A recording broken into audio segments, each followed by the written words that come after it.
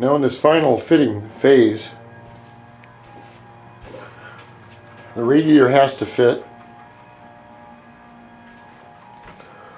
The rubber pipes here have to fit. And what I do is I make them a little extra long so that in case I need to shorten them up here, I can do that, but I can't lengthen them. So I've made sure that the rubber will fit underneath here, right here, which is good. Remember, these panels are, I don't know, 20 something years old. My little gauges, and this is my water pump switch.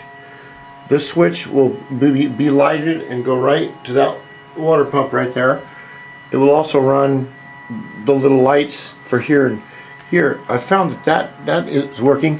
You can see what the radiator looks like throughout this hole in here. It's not the best of airflow, but it's the best that I can make it work, and I don't think you really need that much.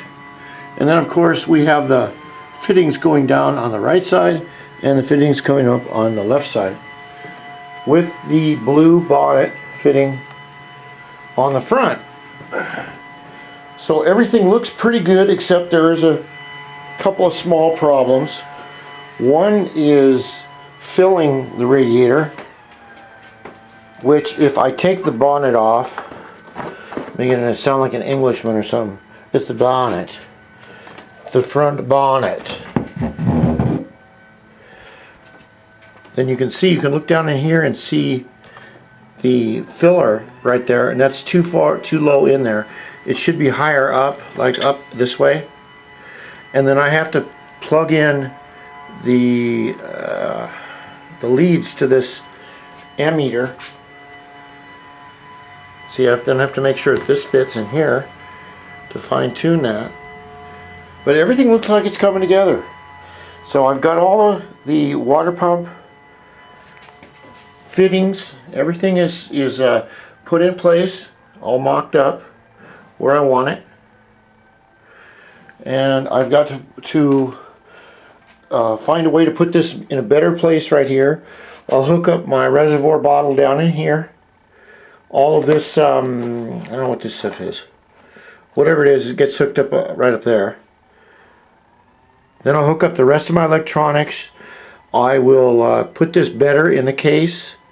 This is all the things to the head unit over here, and that'll be next.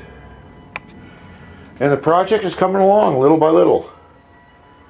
I just need to get it going and get it started and get it running and racing, because I've been doing this every year for 20 years. And it's driving me crazy that I can't do it, but I've been just, took me a week to get over that 20-hour round trip down to California.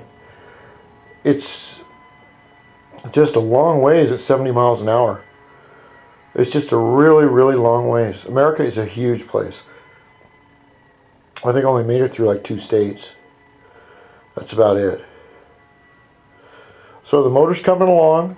If I can get the electronics hooked up without screwing it up, and get my blinkers to work, because my blinkers weren't working before. I figured out the problem with the blinkers is that I think I was siphoning too much power off the blinker leads, and it wasn't working correctly. And then I have another switch right here.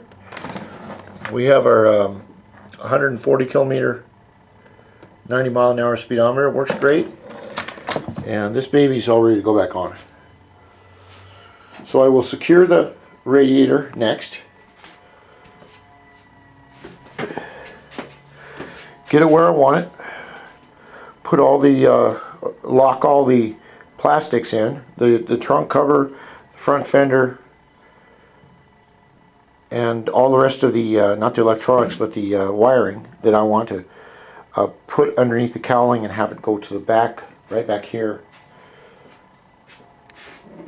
And it's getting closer and closer to running. I just really need to get it going.